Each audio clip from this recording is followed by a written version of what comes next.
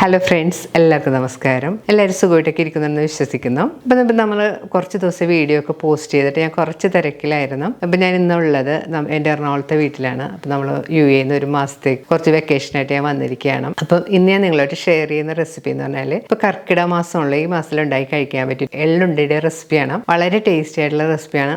ഇപ്പം നമ്മൾ ഷോപ്പിൽ നിന്നൊക്കെ വാങ്ങുകയാണെങ്കിൽ എള്ളുണ്ട നമ്മൾ ഭയങ്കര ഹാർഡായിരിക്കും നമുക്ക് കടിച്ചു കഴിഞ്ഞാൽ. ഇത് കുറച്ച് സോഫ്റ്റും നല്ല ഹെൽത്തി ആയിട്ടുള്ളൊരു റെസിപ്പിയാണ്. അപ്പോൾ എന്തായാലും നിങ്ങളൊന്ന് ട്രൈ ചെയ്ത് നോക്കണം.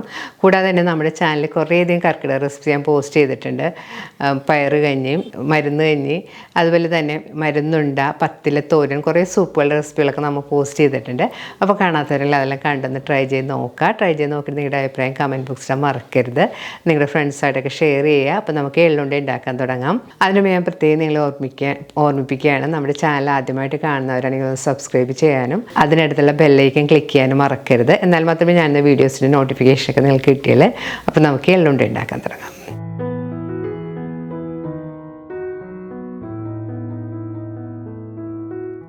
എള്ളുണ്ട ഉണ്ടാക്കാനായിട്ട് നമ്മളിവിടെ എടുത്തിരിക്കുന്നത് 250 ml കപ്പിന് 1 കപ്പ് കറുത്ത എള്ളാണ്.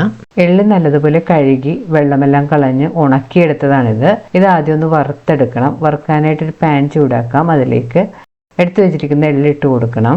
എള്ള് പാനിലേക്ക് ഇട്ടതിന് ശേഷം സ്റ്റവ് ഒരു മീഡിയം ഫ്ലെയിമിൽ വെച്ച് ഇതൊന്ന് വറുത്തെടുക്കണം. എള്ള് കരിഞ്ഞു പോകരുത്. ഹൈ ഫ്ലെയിമിലൊക്കെ വറുത്തിട്ടുണ്ടെങ്കിൽ എള്ള് പെട്ടെന്ന് കരിഞ്ഞു പോവുകയും എള്ളിൻ്റെ ഉൾഭാഗമൊന്നും പാകത്തിന് കുക്കായിട്ടും കിട്ടില്ല. മീഡിയം ഫ്ലെയിമിൽ വെച്ച് എള്ള് നല്ലതുപോലെ ഒന്ന് പൊട്ടി വരുന്നവർ വറുത്തെടുക്കണം. ഇപ്പോൾ എള്ളെല്ലാം നല്ലപോലെ പൊട്ടി തുടങ്ങിയിട്ടുണ്ട്. നല്ലൊരു മണമൊക്കെ വരാൻ തുടങ്ങിയിട്ടുണ്ട്. ഈ സമയത്ത് നമുക്ക് സ്റ്റവ് ഓഫ് ചെയ്യാം. വറുത്തെടുത്ത എള്ള് ഒരു പ്ലേറ്റിലേക്ക് മാറ്റി വെക്കാം. ഈ പാത്രത്തിൽ തന്നെ വെച്ചിട്ടുണ്ടെങ്കിൽ ചൂടുകൊണ്ട് പെട്ടെന്ന് കരിഞ്ഞു പോകാൻ ചാൻസ് ഉണ്ട്. എള്ളുണ്ടയ്ക്കായിട്ട് ഇനി വേണ്ടത് 1/2 കപ്പ് തേങ്ങ ചിരവിയതാണ്. ഈ തേങ്ങയെ നമുക്കൊന്ന് വറുത്തെടുക്കണം. അതിനായിട്ട് തേങ്ങ ഒരു പാനിലേക്ക് ഇട്ട് കൊടുക്കാം. തേങ്ങ പാനിലേക്ക് ഇട്ടതിന് ശേഷം സ്റ്റവ് ഒരു മീഡിയം ഫ്ലെയിമിൽ വെച്ച് ഇതൊന്ന് വറുത്തെടുക്കണം. തേങ്ങയിലുള്ള വെള്ളമയം മാറി തേങ്ങ ഒന്ന് ഡ്രൈ ആയിട്ട് വരണം. തേങ്ങയിലുള്ള വെള്ളമെല്ലാം വറ്റി തേങ്ങ ഡ്രൈ ആയിട്ട് വന്നിട്ടുണ്ട്. ഇനി സ്റ്റവ് ഓഫ് ചെയ്യാം. സ്റ്റവ് ഓഫ് ചെയ്തതിന് ശേഷം വറുത്തെടുത്ത തേങ്ങ മറ്റൊരു പ്ലേറ്റിലേക്ക് മാറ്റി വെക്കാം. വറുത്തെടുത്ത തേങ്ങ ഒന്ന് തണുക്കാനായിട്ട് മാറ്റി വെക്കണം. ഇനി ഒരു പാനിലേക്ക് 1/2 കപ്പ് ശർക്കര ചെയ്തിട്ട് കൊടുക്കാം. ഇത് ഉരുക്കിയെടുക്കാനുള്ളതാണ്. ഇതിലേക്ക് 1/4 കപ്പ് വെള്ളം കൂടി ഒഴിച്ചു കൊടുക്കണം. വെള്ളം ചേർത്ത് കഴിഞ്ഞ് സ്പൂൺ കൊണ്ട് നല്ലപോലെ മിക്സ് ചെയ്ത് കൊടുക്കാം. ഇനി സ്റ്റവ് ഒന്ന് ഓൺ ചെയ്ത് ശർക്കര നല്ലപോലെ ഉരുക്കിയെടുക്കണം. ശർക്കര ഇപ്പോൾ ഒട്ടും കട്ടയില്ലാതെ നല്ലതുപോലെ ഉരുകി വന്നിട്ടുണ്ട്. ശർക്കര നൂൽപ്പരുവൊന്നും ആകേണ്ട ആവശ്യമില്ല. നല്ലതുപോലെ ഒന്ന് പതഞ്ഞ് കുറച്ച് തിക്കായിട്ട് വരുമ്പോഴത്തേക്ക് നമുക്ക് സ്റ്റവ് ഓഫ് ചെയ്യാം. ഉരുക്കിയെടുത്ത ശർക്കര അരിച്ചെടുക്കണം. അതിൽ ചിലപ്പോൾ ചെറിയ കല്ലും മണ്ണുമെല്ലാം കാണും. അതിനുശേഷം ഇത് ചെറുതായിട്ട് തണുക്കാനായിട്ട് മാറ്റി വെക്കണം. വറുത്ത് വെച്ചിരിക്കുന്ന എള്ള് തണുത്ത് വന്നിട്ടുണ്ട്. ഇനി ഇതൊന്ന് പൊടിച്ചെടുക്കണം.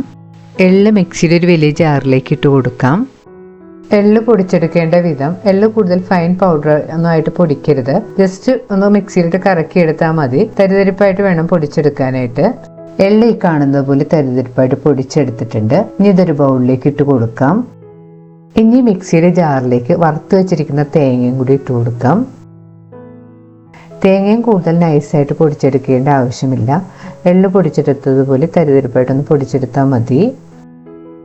പൊടിച്ചു വെച്ചിരിക്കുന്ന എള്ളിലേക്ക് പൊടിച്ചെടുത്ത തേങ്ങയും കൂടി ചേർത്ത് കൊടുക്കാം.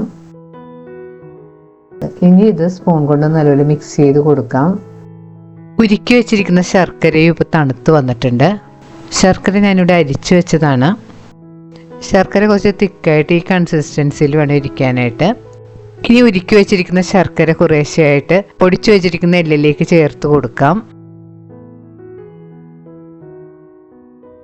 എള്ളുണ്ടയ്ക്ക് നല്ലൊരു ടേസ്റ്റ് കിട്ടാൻ വേണ്ടി ഇതിലേക്ക് 1 ടേബിൾ സ്പൂൺ നെയ്യും കൂടെ ചേർത്ത് കൊടുക്കാം. എള്ളുണ്ടയ്ക്ക് നല്ലൊരു ടേസ്റ്റും നല്ലൊരു ഫ്ലേവറെല്ലാം കിട്ടാൻ വേണ്ടി ഇതിലേക്ക് ഏലക്കപ്പൊടിയോ അല്ലെങ്കിൽ ജീരകപ്പൊടിയോ ഒക്കെ നമുക്ക് ചേർത്ത് കൊടുക്കാം. അതെല്ലാം നിങ്ങളുടെ താല്പര്യം പോലെ ചെയ്യാം. ഞാനിതിൽ ഏലക്കപ്പൊടിയൊന്നും ചേർത്തിട്ടില്ല, അല്ലാതെ തന്നെ ഇതിന് നല്ലൊരു ടേസ്റ്റാണ്.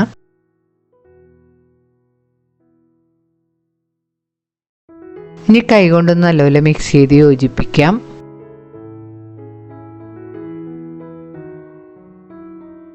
ഇനി ഇതിൽ നിന്ന് കുറേശ്ശെയായിട്ട് കയ്യിലെടുത്ത് ചെറിയ ഉരുളകളായിട്ട് ഉരുട്ടിയെടുക്കാം. ഈ എള്ളുണ്ട കടയിൽ നിന്നെല്ലാം വാങ്ങുന്നത് പോലെ ഭയങ്കര ഹാർഡായിട്ടുള്ള എള്ളുണ്ടയല്ല, നമുക്ക് നല്ല സോഫ്റ്റായിട്ട് കടിച്ചു തിന്നാൻ പറ്റുന്ന എള്ളുണ്ടയാണ്. എള്ളുണ്ട നമുക്ക് ചെറിയ സൈസിലോ വലിയ സൈസിലോ വേണമെങ്കിലും ഉണ്ടാക്കിയെടുക്കാം. അതെല്ലാം നിങ്ങളുടെ ഇഷ്ടം പോലെ ചെയ്യാം. ഇപ്പം ഞാൻ ഉണ്ടാക്കുന്ന മെഷർമെൻറ്റിൽ ഈ സൈസിൽ നമുക്കൊരു 15 ഉണ്ട വരെയൊക്കെ ഉണ്ടാക്കിയെടുക്കാൻ പറ്റും.